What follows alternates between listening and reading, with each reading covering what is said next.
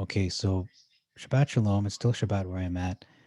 And this is the email from Devorah from February 11th. That's about 9 days ago, where she says here, Dear friends, we're back from our first barley field inspection of the year. And I'm very thankful people are doing this, inspecting the barley.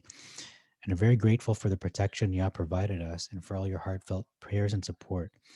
We carried out this barley field inspection on Thursday, February 11th, 2021, and focused on the development of the wild volunteer barley growing in the Jordan Valley and the northern Negev. So those are the locations we're using, as the barley tends to ripen first in these regions due to their arid climates. They're more arid climates. We tried to see as many fields as possible in these two regions in one day and have to share that it was somewhat of a poetic journey, as our last inspection was just as the pandemic had reached Israel and the country was going into its first lockdown. This inspection took place just as our latest and hopefully last lockdown restrictions were just lifted. I know many of you are probably surprised that we decided to go out this early into the solar year, especially those of you who live here in Israel and know it's not super warm yet. So, just to remind you, this early inspection was inspired by a report we received by someone who found a few patches of Aviv barley in a field north of the Jordan Valley near the Kinneret. And that's Rebecca Biderman. In light of this, we felt it was important that we examine the development of the barley at this time so that you have all the information you need to decide when to begin the new year. And actually, that's not all the information, but that's part of the information, because if they really gave all the information, they would also show us Rebecca's findings, wouldn't they? Other than that, other than that one report, we had no idea what we would find when we set out on our search and approached our inspection with humility and openness to whatever we could find. We are pleased to share with you, here we go, drum roll, that on this inspection, we were finally able to provide you with some video footage, which we hope will help you better understand the current status of the fields. As you can see in the video, the vast majority of what we saw was in the grass-like stage. However, however, big however, or big but, we did find some in the boot, flowering and worm stages. So they found some, that's a fact. And even saw a field which had a mysterious patch of ripe barley. Wow. So that's Aviv. There's a patch of Aviv barley with a reported larger patch. There's a larger patch of Aviv barley in the area, which is now fenced off. It was fenced off. Therefore, we were unable to examine. Ooh, what are the chances of that? You know what? It's ripe, and there's enough. I call this a mysterious patch because it was so much more mature than the vast majority of the barley in that field and in fields near it. So it's the New Year's, what you're saying. Let me dive right into what some might think is the most interesting part of our findings, the mysterious ripe patch. Let me just start by saying that if you want to start the new year based on this patch, that is obviously your decision. But for those of you who may be interested in hearing my perspective on whether this patch is significant or not, I shall share that below as quickly as I can, as Shabbat is about to start here. And I think you just need an omer. You only need an omer of the Aviv barley. Do we need to make sure we will have? It's a typo. We will have harvestable fields by the wave sheaf day. It is understood from the following passages that having harvestable fields are a prerequisite for this day of wave sheaf day, as the harvest clearly takes place on that day. To 20, so Leviticus 23:10. Let's look that up. I want to keep them honest. It says here, verse 10, speak to the children of Israel, saying to them, when you be come into the land which I give to you, and shall reap the harvest thereof, then you shall bring a sheaf of the first fruits of your harvest to the priest. So, and it says here the same thing. Speak to the children of Israel. You shall say to them, when you shall enter into the land which I give you, and reap the harvest of it, then shall you bring a sheaf, the first fruits of your harvest, to the priest. So it's pretty exact, identical, saying the same thing there. So let's continue. Uh, Lechem, bread; kali, parched grain; carmel is crushed grain. You shall not eat until this very day until you bring the offering of your Elohim. So let's read that verse. That's important as well. In verse 14. Let's look at that. I'm going to read from the Septuagint only right now. You shall lift up the sheaf. So you're going to lift it up. That's what they did to Yeshua. They lifted him up on a cross, on a tree, before he had to be accepted for you. And that's what he was. He was accepted as the sacrifice for all mankind on the morrow of the first day, and the day after the first day of unleavened bread, the priest shall lift it up. So although he didn't die on the morrow after the first day of unleavened bread, he died in the Passover, he was still lifted up as the sheaf. Um, okay, how do I reconcile that? He was in the grave for 3 days, 3 nights. So yeah, he was lifted up before the Father in heaven on this day.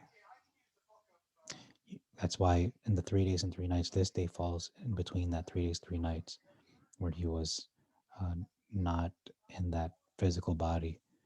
You shall offer on the day on which you bring the sheaf a lamb without blemish of a year old. So there's another offering there. Okay, so let's continue on in Devorah's letter. Count 7 weeks. Okay, yeah, you're supposed to count 15 days. Let's look at that. Deuteronomy 16 and verse 9. Let's pause again. So Deuteronomy 16 verse 9 uh, says here, 7 weeks you shall number to you. Begin to number the 7 weeks from such time as you begin to put the sickle to the corn. 7 weeks shall you number to yourself when you have begun to put the sickle to the corn. You shall begin to number 7 weeks. And notice, corn, it doesn't mean literal corn, it means barley, because there's no such thing as corn in the Middle East. In the ancient Middle East, there's no, corn is an American thing. It's from North America. And so when they first saw corn, they thought it was super barley. And this is pretty much barley. So when you begun to harvest the barley, when it's ripe, when the barley is Aviv, that's how you know. And you can see when you have that omer of barley with it as Aviv, that's when you start. You're putting the sickle to the corn. Maybe that I understand the argument that it has to be a large amount, because why would you do a sickle to the corn if it's not a large amount? But again, in this report from Devorah, there is a field, so you can start to use the sickle to that field, and technically you're starting to commence. Although not everything is ready, you started. So technically you started. It doesn't mean everything's complete. It means you've started. Okay. And I'm going to look up this one in Joshua 5 as well. Let's look that one up. All right. Next verse we're looking at is Joshua chapter 5, 10 to 12. And here we go. Where's Joshua 5? Oh, didn't even load yet. Sorry. So they're having a discussion on Zoom about the 14th. And again, it's so controversial because the language is so confusing in the Masoretic text. But when the Septuagint is just so clear, it doesn't contradict anything that Yeshua did or when he died. It lines up exactly with the prophecies, with the time of the offering and the slaughtering of the lamb, not just the slaughtering of the lamb, but even when the showbread, uh, the morning sacrifice is to take place at 9 a.m. and the afternoon sacrifice, or the evening sacrifice, which is the afternoon sacrifice, at 3 p.m. So there is no controversy. It's just, it all depends on what translation of the Bible you're using. Is it one based on the Septuagint, which is pretty much Brenton's, or is it the Masoretic, which 99% of all translations uh, come from, except for the New Testament, which is separate than from the Masoretic. Okay, so Barley, Joshua 5, verses 10 to 12. So here we go.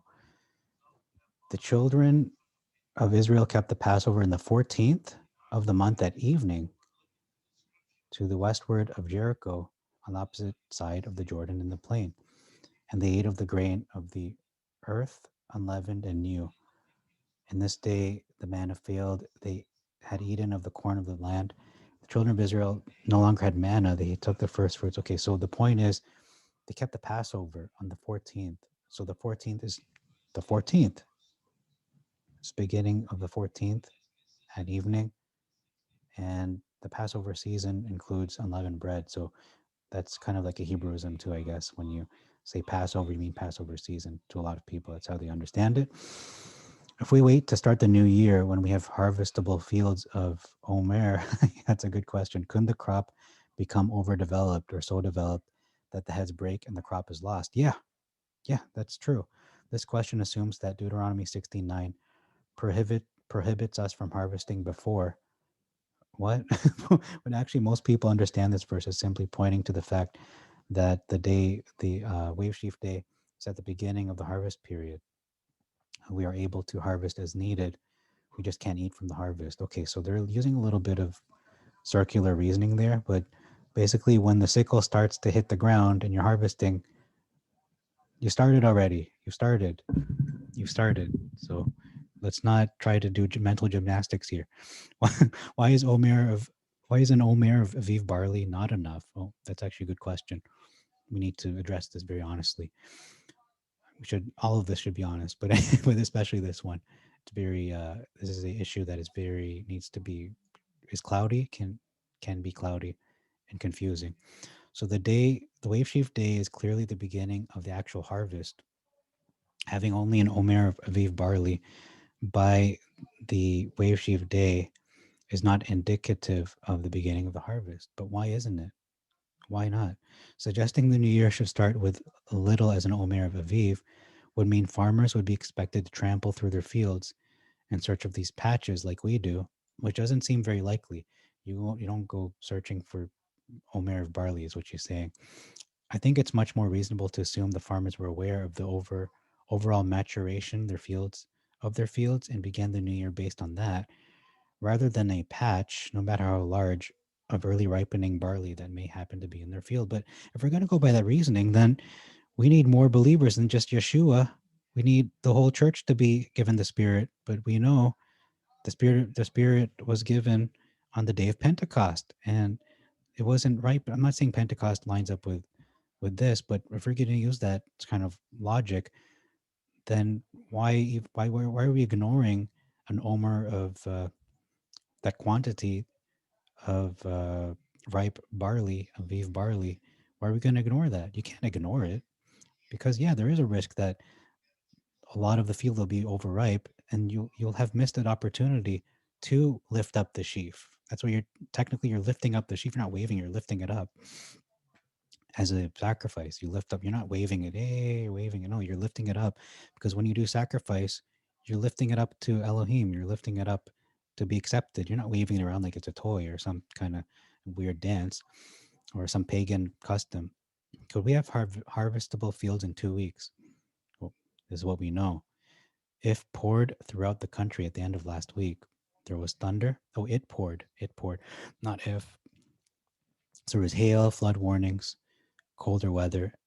They didn't have weather forecasts in ancient times, therefore couldn't predict whether it would remain cold and when it would start getting warmer. I believe they started the year when a significant amount of Aviv barley was already present in the earliest fields, a clear indication that the fields, okay, there was a significant amount of Aviv barley present when they started the year.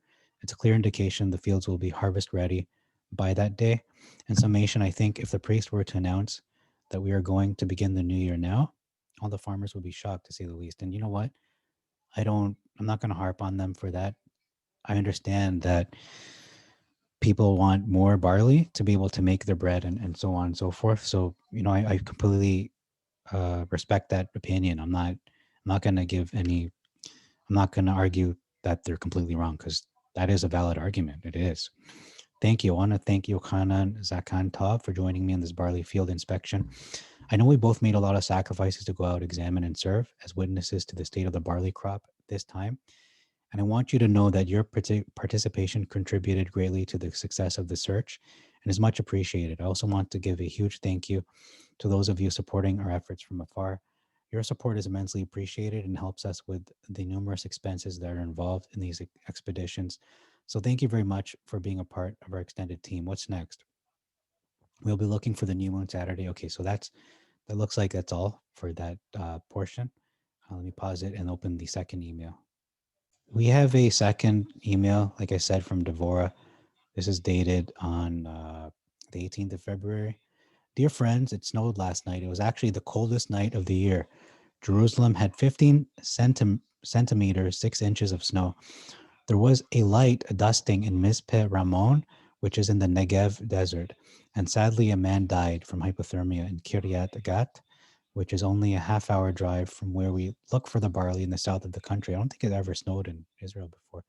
I don't know. I know it's mid-February, it's cold and snowing in many places around the world right now. Honestly, I wouldn't bother you with this if it wasn't for the fact that I think it's important to bring the current weather situation to your attention in case anyone was planning on celebrating the Feast of Unleavened Bread next week. And so I will just quickly remind you the reason we are instructed in the Torah to begin the year when we have harvestable barley fields by the wave sheaf day is because the barley needs the sun to ripen. So if we just follow this in simple instruction, the beginning the new year when we have harvestable barley fields. So I mean, this is her opinion that we need fields, not just an omer. I mean, that's not easy to clear up. I have to admit, it's not easy. Although from that scripture where it says you put the sickle to the corn, to the barley, that's when it starts. And you don't do a harvest if you don't have enough for an omer or whatever. So I mean, you can argue either way, but it's really interesting this contention. This it's not easy to get 100% clarity on this at this moment in this year, in this season. If we if we don't wait until we have harvestable fields, we can throw all the holidays out of whack and have the ancient Israelite males making their pilgrimage in the freezing cold, hiking on slippery, snowy bedrock. Yeah, that's true. Trekking on muddy, unpaved roads. All those of us in Israel need to do. What we need to do is feel how cold we are and hear the children playing outside in the snow to know it's very unlikely that Feast of Unleavened Bread is next week. But you know what? It's not about is it cold, is the evidence, the proof is the barley. Is there barley? Yes or no? Is it ripe? Yes or no? Is there enough for an omer? Yes or no? And that's the contention. Are we harvesting that barley field that is ripe, that mysterious field? Why not? Why shouldn't you? Why can't you? Because it's fenced off? Is that you're gonna let a fence stop you to obey God? To obey Yah? I recommend you rewatch the video. Okay. Okay, I'm gonna pause the video to turn off my alarm. It's going off again. So it says here we ensure the fall holidays, or sorry, we ensure the holidays fall, not the fall holidays, in the proper seasons. If we don't wait until we have harvestable fields, we can throw all the holidays out of whack. All the holy days will be in the wrong order. And the ancient Israelite males would make their pilgrimage. Okay, yeah. It's very unlikely that it is next week. For those of you outside of Israel, I recommend you watch the video I made of the barley fields exactly a week ago and look at these beautiful photos of Israel today and come to the conclusion that feels right to you. You know, it's not about what I feel, it's what does Yah command. And if we have enough for an Omer, I would be on the fence if people are not also harvesting. So, you know what? Maybe it's next month, but why don't keep both and see will Yah give us a sign? Will he give us a sign which one is correct? And we're doing it with the pure integrity of our hearts and with a clear conscience and just with a submissive, humble spirit and humility and like a child, show us the way. We'll do both. Show us the way. Because the weather is confusing, I have to admit. It's not normal, the weather they're having around the world, not just in Texas, but all over the world. How do we know we need harvestable barley fields? So, how do we know? It is clear from the following passages that harvestable fields are a prerequisite uh, when you come to the land and harvest its harvest. So it does say that harvest the harvest. So let's look at that. Let's look at that one more time. I want to make it nice and clear to myself. The verse is 10, Leviticus 23. So let's look at that language. Maybe I've had it wrong. Maybe it's not an omer of barley, but you know what? You still need a wave sheaf. You still need to lift up that sheaf of omer. Speak to the children of Israel. You shall say to them, when you shall enter into the land which I give you and reap the harvest of it. So you're getting the harvest. then you shall then shall you bring a sheaf, the first fruits of your harvest, to the priest. So I guess it does sound like the harvest needs to be ready, and it sounds like it has to be maybe, I don't know what the quantity is. It doesn't say an omer, it doesn't say a field. You have to determine, okay, what's a harvest? Is this harvestable, right? I think that's the you shall wave the sheaf. So you're taking a sheaf. So I guess the argument is, do we need, is that the minimum amount? Or are we just getting what is ready and then we take that uh, area that's ready? Because yeah, what she's saying is correct, that it would be unreasonable to put it on the farmers to say, oh, let's inspect all of our acres of barley, and when we find just enough for an omer, then we declare the new year. I understand that argument. It doesn't seem like a reasonable demand upon us to do such a thing. Not that we don't inspect, but to say we'll find even the smallest amount, and then we gather all the little amounts and it totals an omer. So that's the new year. No, it's saying the harvest. So yeah, you need something to be ready. I don't think our Father is unreasonable that we won't wait till a lot of it is ready and then we bring the sheaf. So we could be making mistakes. So maybe just do both. Do two Passovers, and you're gonna do double of everything, and that's not a bad thing. It might be harder to do for people who need to book off work, but for a lot of people, or not a lot of people, but for those people who don't need to do such things, it would be easier for them to do that and make a determination. So it says here, why is an omer of Aviv barley? Oh, hold on. I'm going ahead of myself. So when the sickle commences on the standing grain, so you don't use a sickle on just a small patch. I mean, you could, technically you could, but if it's an acre, let's just say it's an acre and it's all ripe, or half an acre, would you start getting it? Why wouldn't you? Because if you wait too long, it will be overly mature.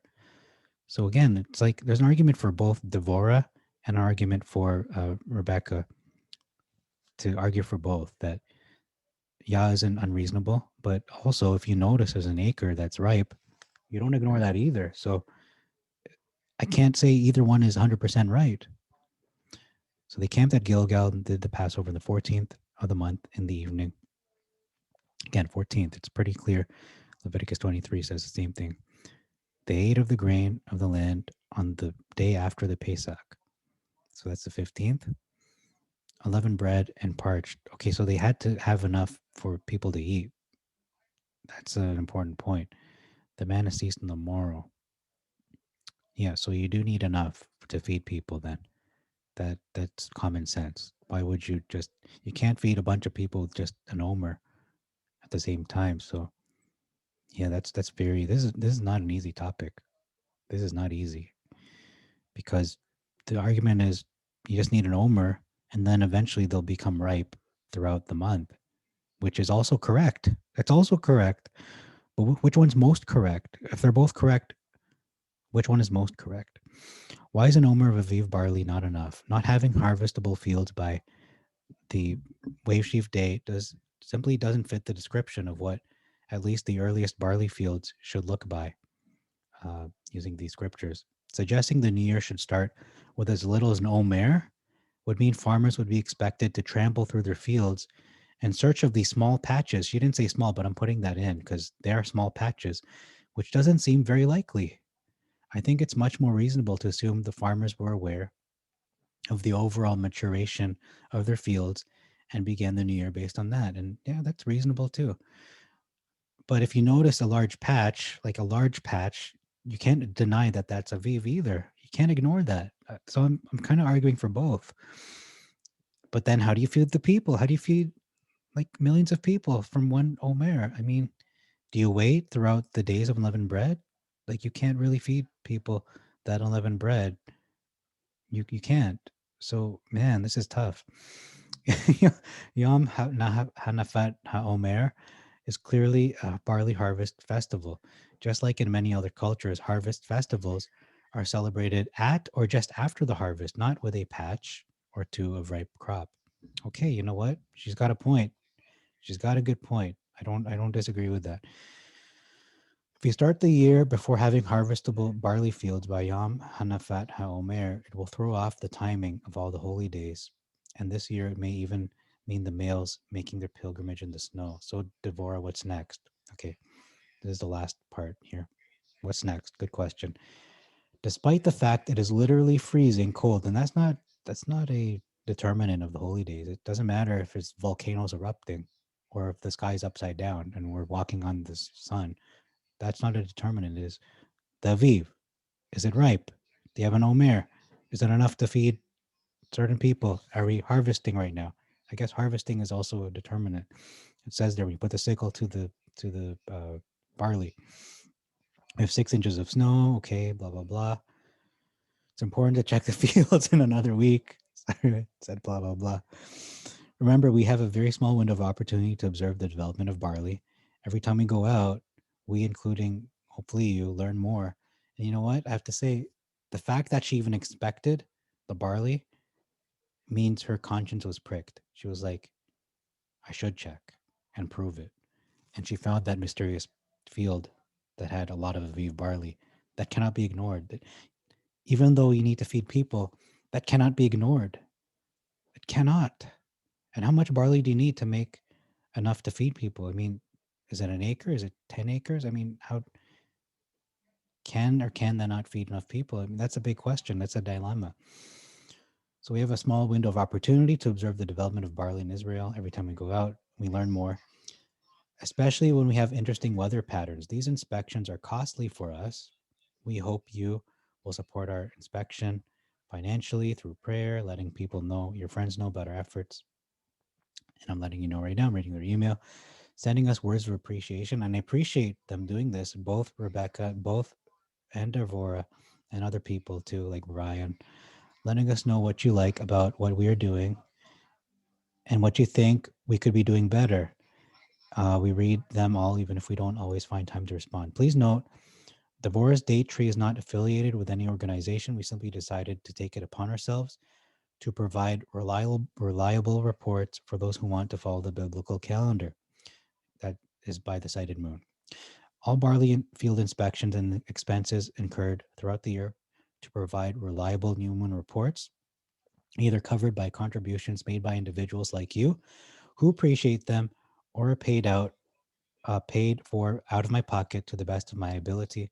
We thank you in advance for any support you wish to contribute and ask that you please understand we are only accepting contributions made through our Patreon account. Thank you. So you know what? I thought it would clear it up.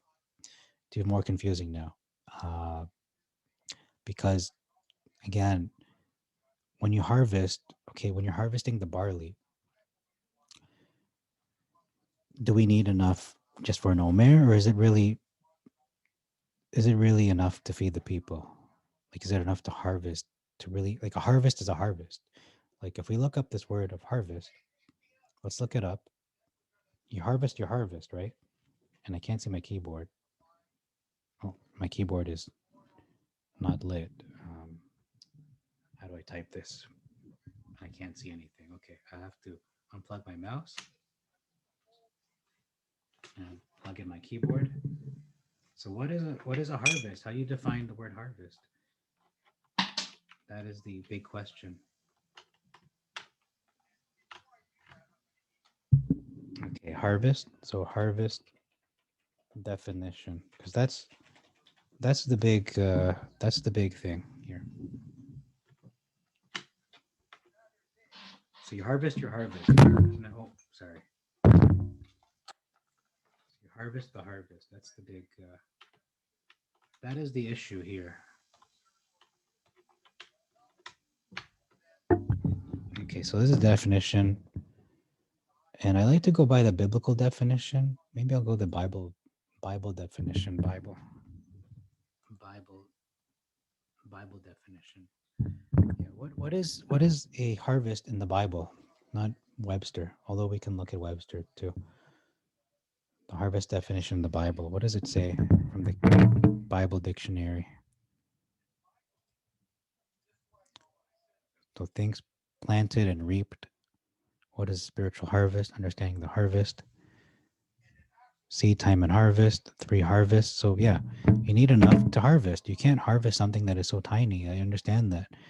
But if it's a mysterious field, like Devora said, it's mysterious and it's a field, a whole field, and it's ripe. Isn't that a harvest? Can you not harvest that? You can, right?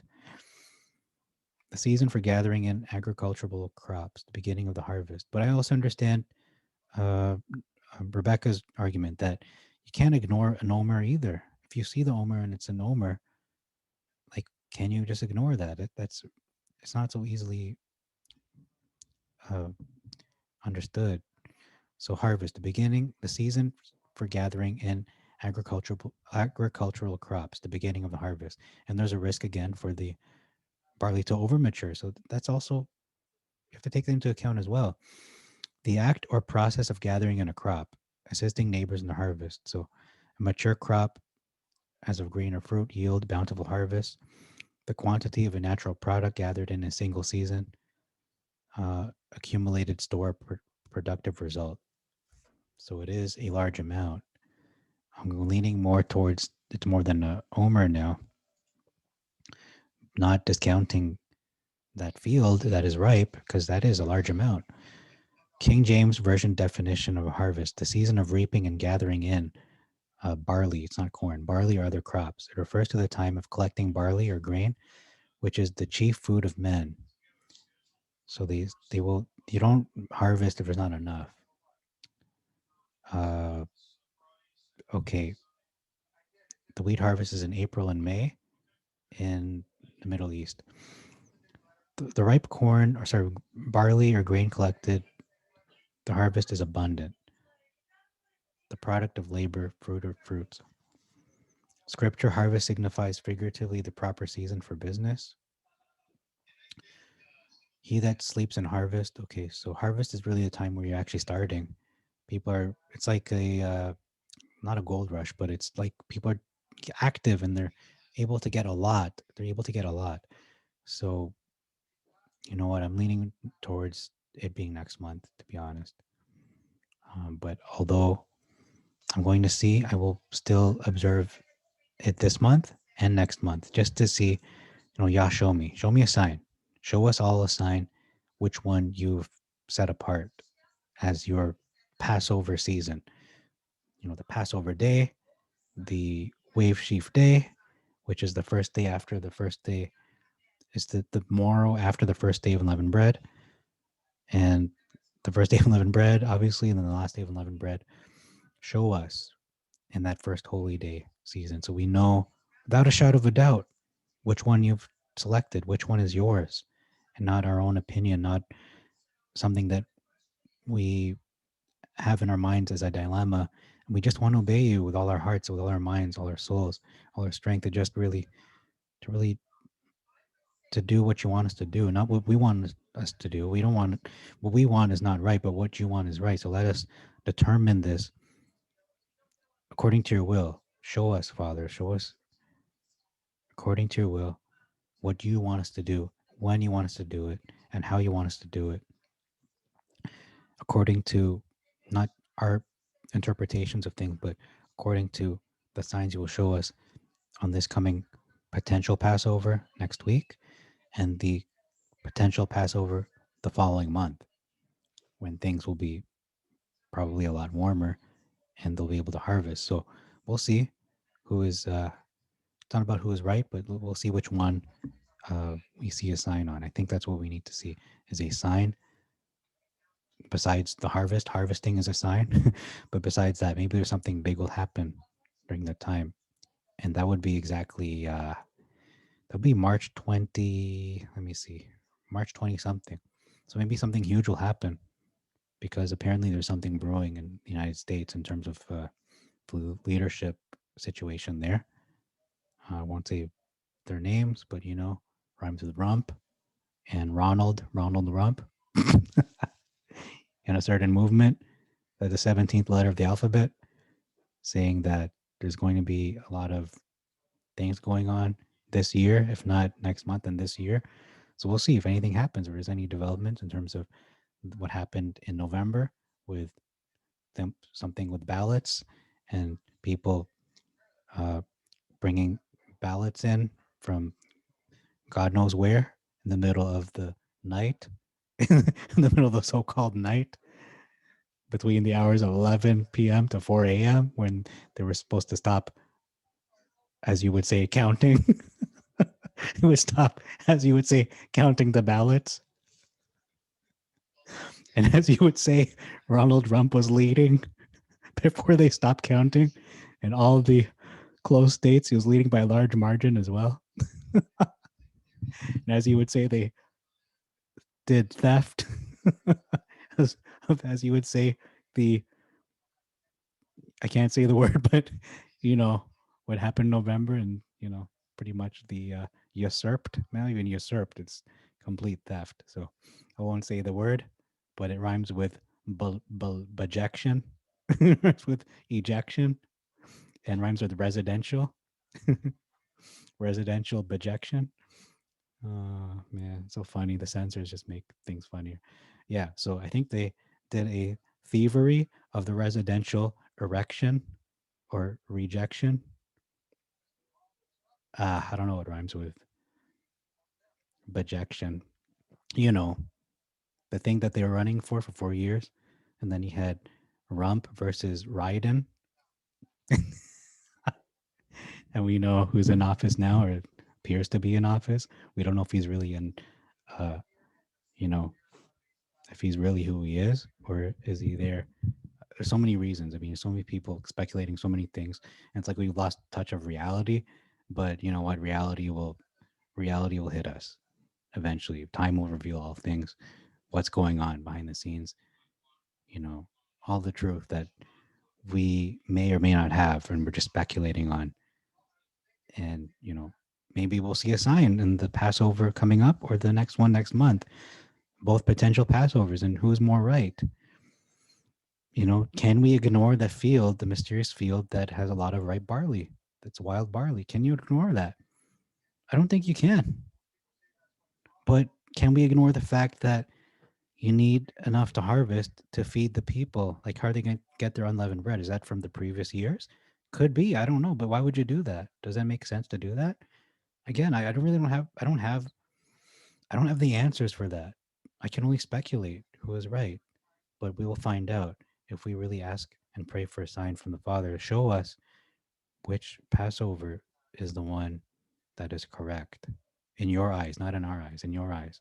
Show us with an undoubtable sign that no one can deny this is the day, whether it's next week, coming up, I think, on Shabbat, Friday and Saturday. Show us a sign on Friday and Saturday, or either or. And if it's not that, show us the following month, without a doubt, that this is the one. And we can compare and see, okay, this happened on that day, or this happened on the month later. And we know, wow, yeah, that's the sign. That's the sign. The Father's letting us know, resounding, uh, very self-evident sign. This is the day.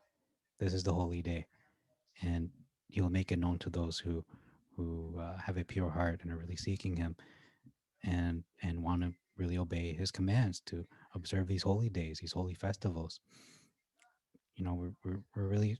He says, if you search me with all your heart, you put in all your efforts, all your energy, everything, your everything into it, you will find me. And I feel like the same thing goes with this calendar, with the truth of which holy day is it, which Passover is it.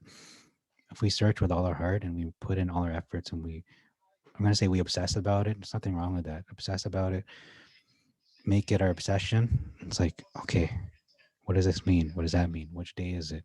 Is this enough? Should it be a field? Should it be just an omer? And does that make sense? Is it logical? Is it reasonable? Is it common sense? Is it is it a reasonable demand to ask of people to search hectares of barley fields, or whatever acres of barley fields, just to find that omer? A few patches here and there, or is an acre out of 10 acres, is that enough to say, okay, we can start, because by the time we finish, we'll have enough to feed the people? But do they not have to eat the unleavened bread during the feast of unleavened bread? So if we don't have enough barley, there's going to be a problem. Isn't that also true? But what barley are we using? We're using the current year, or the previous year's barley to make that unleavened bread? That's a question I have. Maybe someone can answer that, because again, I'm not an expert in agriculture. I'm not a farmer. I'm not a barley expert by any stretch of the imagination, but this is an important topic. And that's why I thought, let's do a video just on this. What is the harvest? Can you harvest an omer of barley? Or is our father saying, okay, you know what, wait a little longer. You see enough to harvest and people can all join in and harvest together as a community, then you declare it a new year. And obviously, yeah, the weather would be warmer. Not that that's a determinant, but yeah, you do need warmer weather in some ways to for the barley to ripen. You need the sun to help that process move along. So yeah, I understand that part, but it isn't dependent on, oh, okay, it's snow and we can't walk on snow. It's not what it is.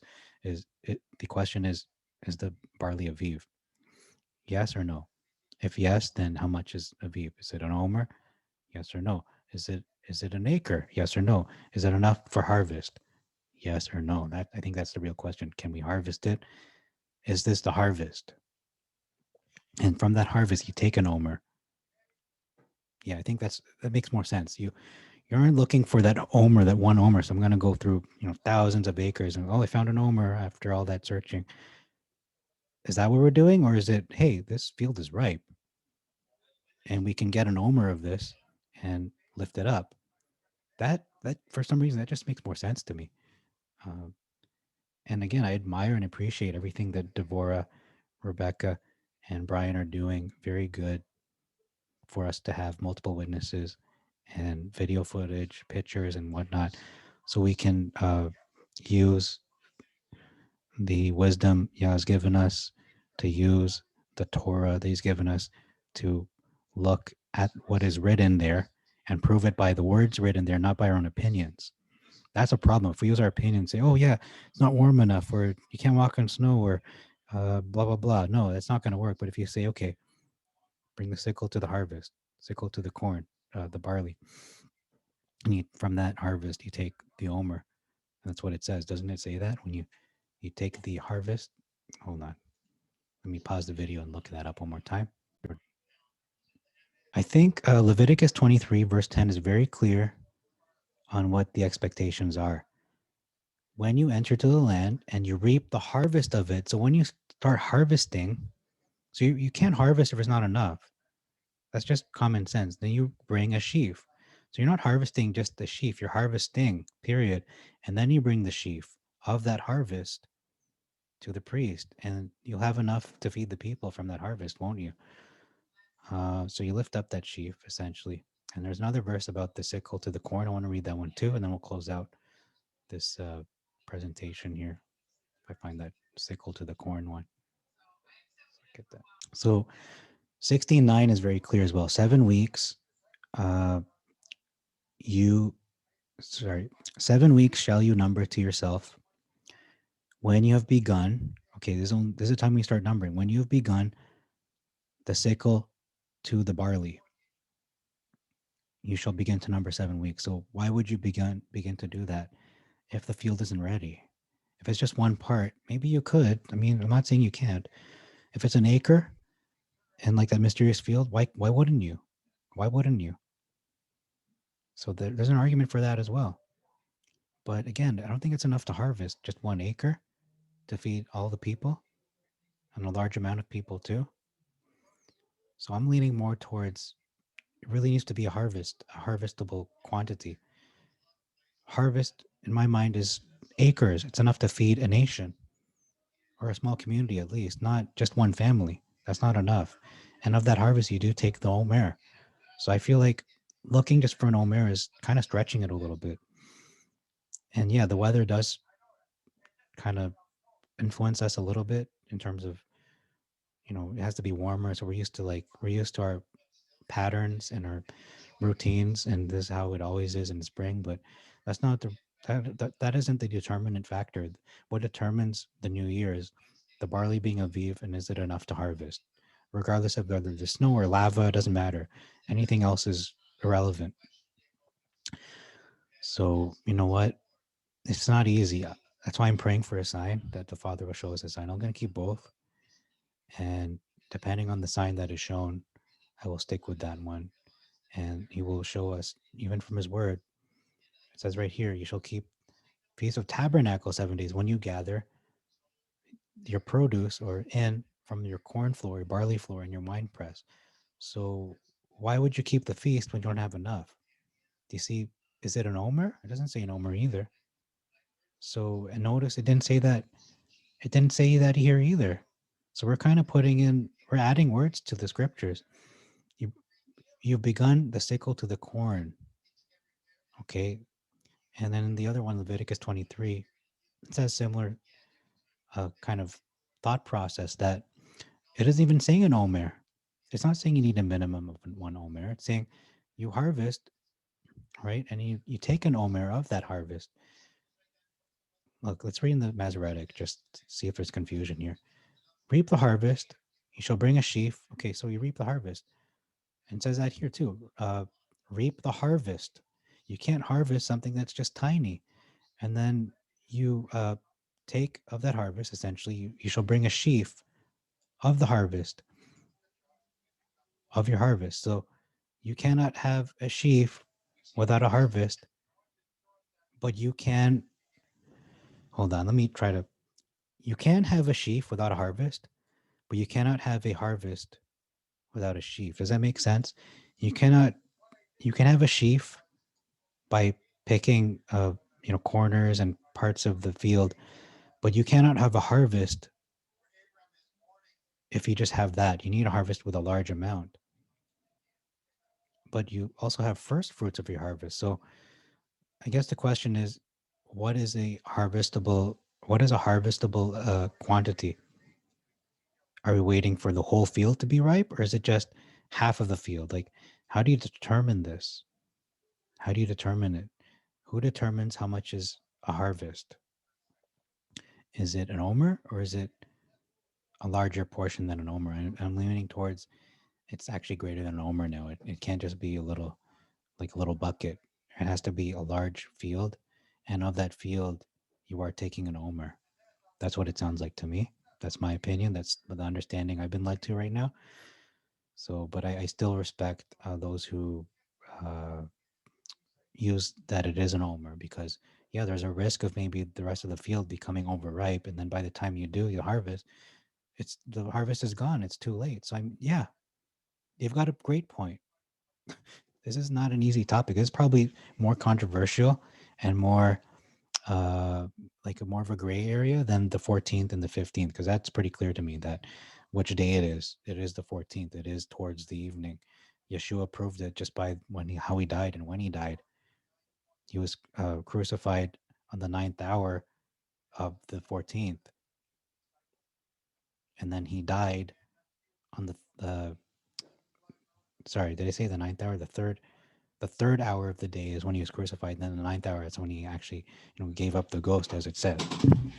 As it says, he gave up the ghost. So he was the Passover lamb. He fulfilled the requirement of all the symbology, all of the rehearsal of Passover from the day it was instituted, from when Yah created it to that moment. That's when it was fulfilled, and the prophecy was fulfilled as well.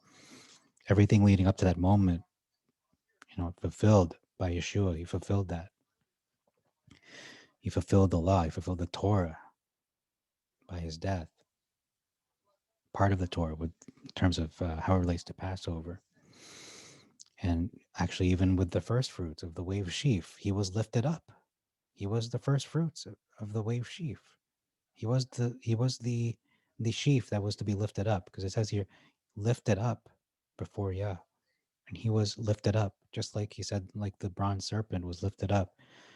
He was also lifted up. So he was also the wave sheaf. He was also the bronze serpent. He was so many things. A lamb. He was so many things. Represent so many things. The goat and Day of Atonement. It all centers around him. But in terms of the timing, yeah, the Passover is when he died. The 14th was the 14th, because notice that when they had to take the bodies down, they were hurrying up because the next day was preparation day, which was the first day of unleavened bread. Okay. Um, yeah, the high holy day, and then following that was a weekly Sabbath, I believe. So it was like that week, well, they had like a double Sabbath, one after another. So it was a little bit of confusion that for people who don't keep the holy days, they're like, what does that mean? Is it Sabbath? Is that the weekly Sabbath? No, it's the high Sabbath. Okay, that's all for this video. Man, I hope this makes sense to some people because for me, it was a little confusing. No, it was very much confusing, but I feel like I'm leaning more towards that. It needs to be a harvest, according to Leviticus 23:10, where it says, reap the harvest of it. So it has to be a harvest. You cannot have a harvest without it being a large quantity. But in terms of who defines that, is Rebecca right that, they see large quantities? And Devorah, did she see that field? And was that a large enough quantity to harvest? And by the time they harvested, will the rest of them be ripe as well? That's a really good question. Those are questions that need to be asked and also answered, because if the majority of the fields are ripe, let's just say they are, we can harvest, and yeah, it'd be the new year. So okay, that's all for this video. Again, I pray for a sign that our Father would show us a sign on the Passover, potential Passover coming up next week or this week, because it's now a new week. The Sabbath is ending now. Or is it the one next month? And we'll know if we really pray for a sign, if we pray for our Father to either show us by a sign or help us to just understand it. Maybe He's not going to give us a sign, He'll just help us to understand. But sometimes, if we ask for a sign, whether it's like a huge, obvious sign or something maybe more subtle, He would let us know.